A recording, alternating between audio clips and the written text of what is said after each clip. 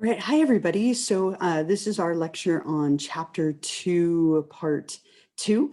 So I will be covering the different materials. So make sure you're watching this whole thing to help you with this topic. So we're looking at chapter 2, part 2, sources of information, why research is best, and how to find it. So let me make this big here for you so you can see it better. It's hiding underneath, right? I can't get to it. Slideshow. Okay, here we go. Okay, so sources of information, trusting authorities on a subject. How do we know when information from an authority figure is reliable? And this is something that can be very difficult to do, especially with the internet, right? Trying to decide what is reliable and what isn't. But we have to look at things like, what is the source of their ideas? If somebody is citing research, was the research conducted well, right? Did the research accurately support their claims? What is the validity of it? And so oftentimes when we're looking at kind of internet resources, especially things on the internet, we have to look at who is giving that. Are they an authority in their area? What is the source of their ideas? Was it from research or personal experience?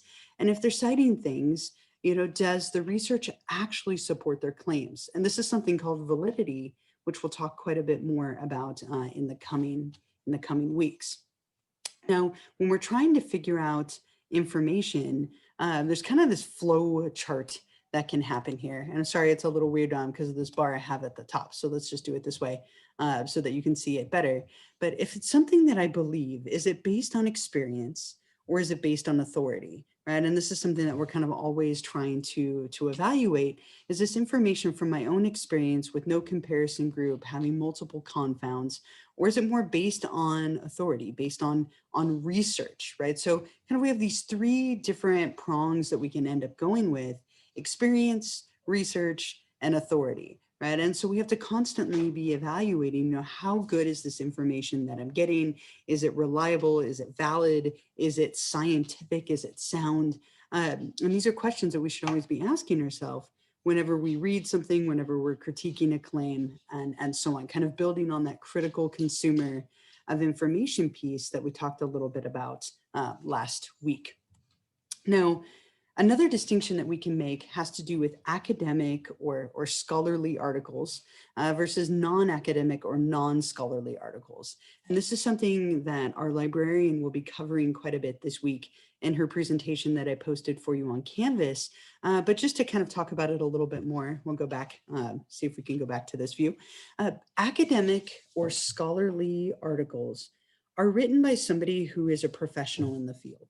Right, so a psychology researcher or a clinician or a professor, right? They're a researcher. They're written by somebody who is a professional in their area, and they're edited by the author's peers. So their peers are going to go through, they're going to read it, critique it, make sure that the claims in it seem sound.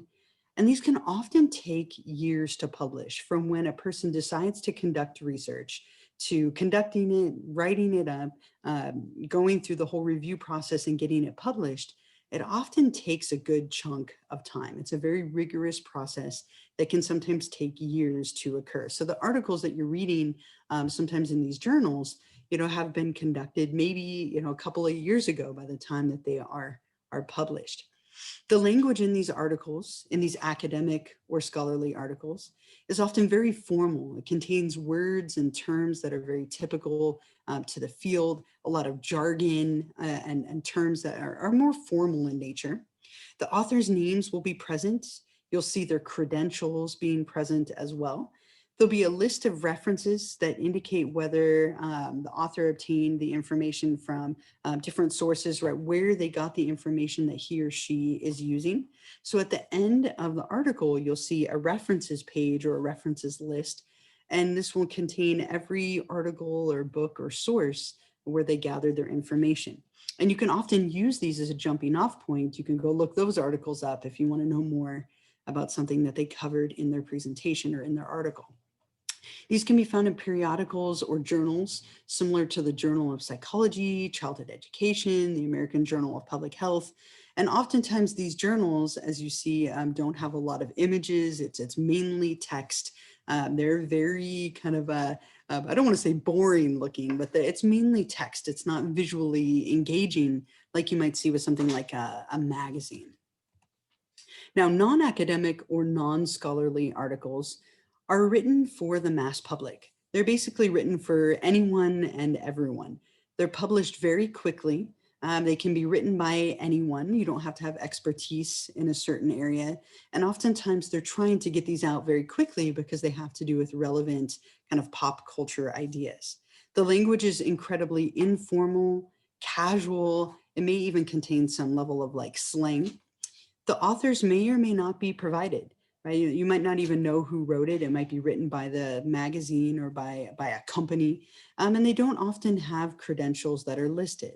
There'll be no reference list at the end. Very rarely will they cite other sources in their article. And they can be found in periodicals similar to Time, Newsweek, Rolling Stone, all the like kind of pop culture magazines. They're very visually appealing. There's a lot of images and pictures and ads in these. These are non-scholarly or kind of non-academic sources, much more pop culture based rather than formal and kind of academically based. Now, when we're consulting scientific sources, we often use journal articles, right? That we just talked about, those journal or academic sources. These journal articles are a periodical publication in which scholarship relating to a particular academic discipline is published. They serve as a permanent and transparent forum for the presentation, scrutiny, and discussion of research. And these are really psychology's most important source. These journal articles are published very frequently, trying to answer questions in the field, and really are a very kind of often used resource to help address different research concerns and ideas and try and answer those questions that are relevant and current in the moment. Empirical journal articles, there's a couple of different types. Empirical journal articles are something that reports for the first time the result of an empirical research study. So if somebody is going out and they're conducting a survey or they're conducting an experiment for the first time, these empirical journal articles would be reporting those results. Review journal articles summarize all of the published studies in a certain research area. So maybe you're reading a review journal article of all of the articles related to education or all of the articles related to a specific topic. They're kind of summarizing them and publishing them so that somebody can review all of the literature and information that's out there.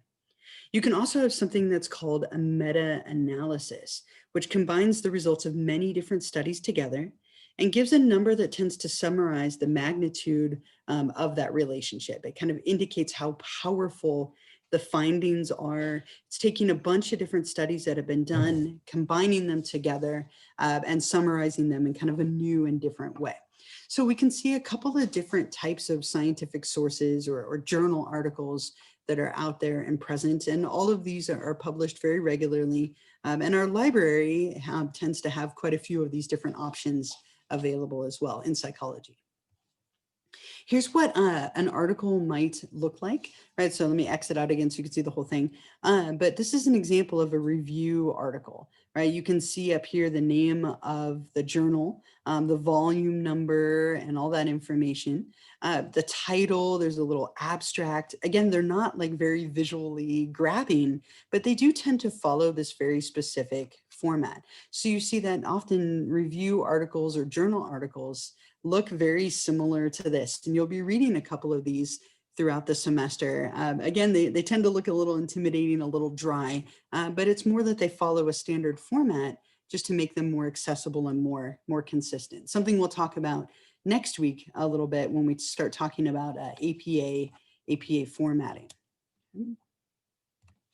When you're trying to find other less scholarly information, right? Most of the time when we're trying to find information, most of us don't go to, a college library site and look for journal articles. A lot of us use things like Wikipedia or do like a Google search whenever we're trying to find answers.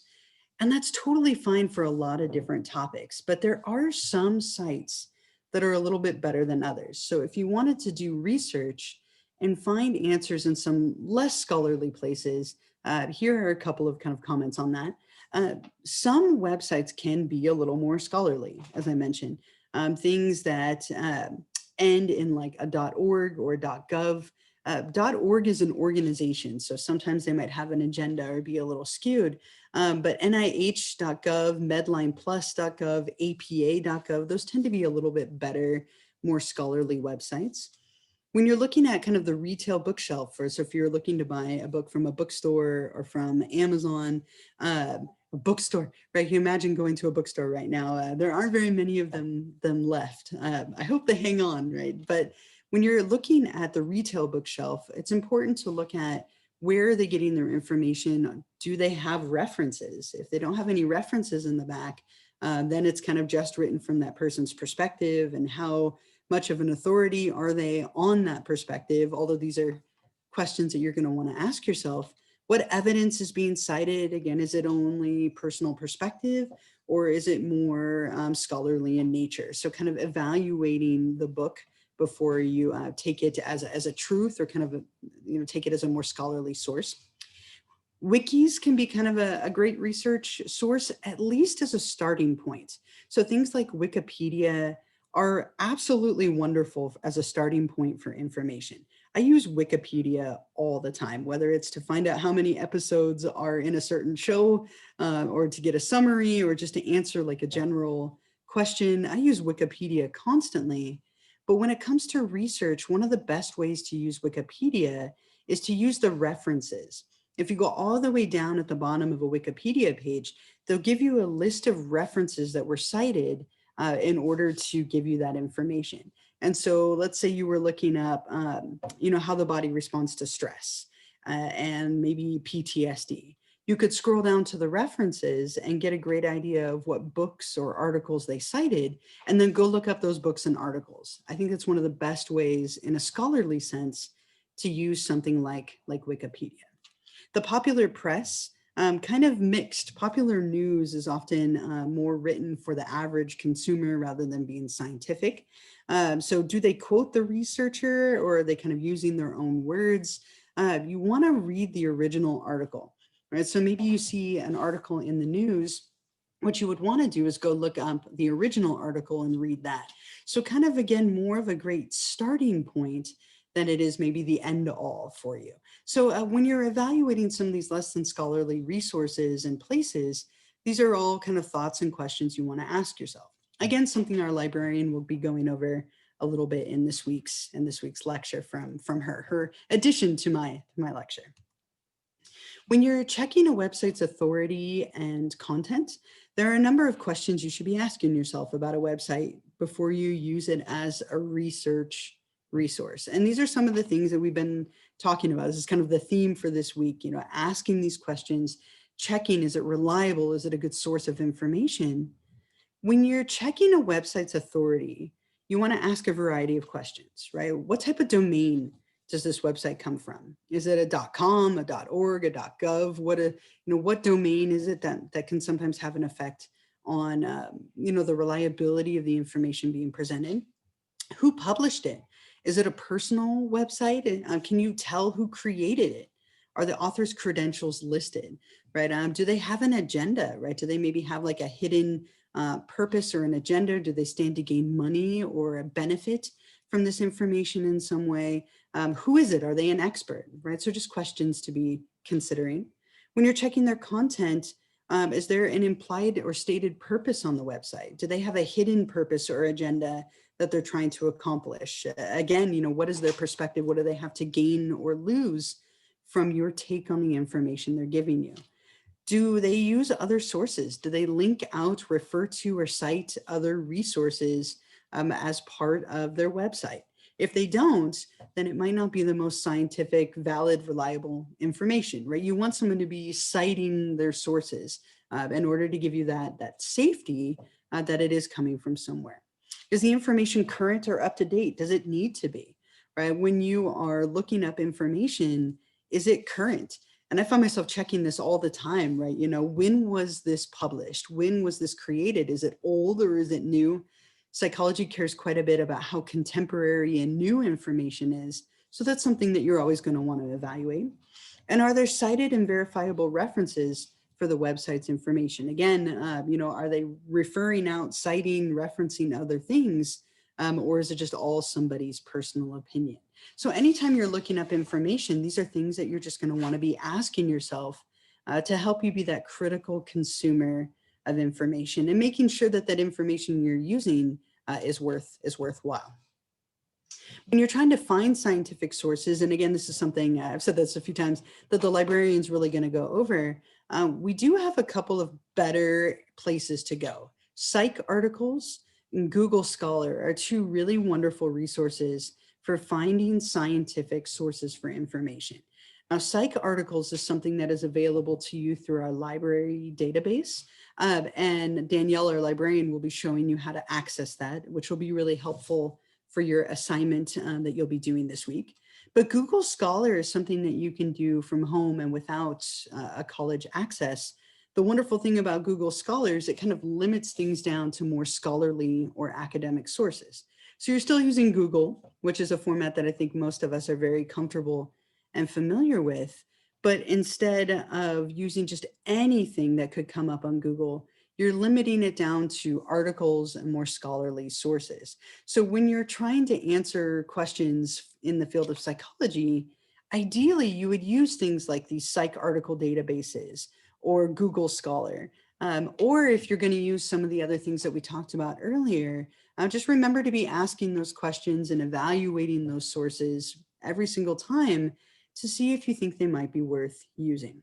So that is kind of the heart of our topic for the again, really focusing on evaluating sources, academic versus non-academic or scholarly versus non-scholarly. As I've mentioned several times, be sure to watch that library presentation video.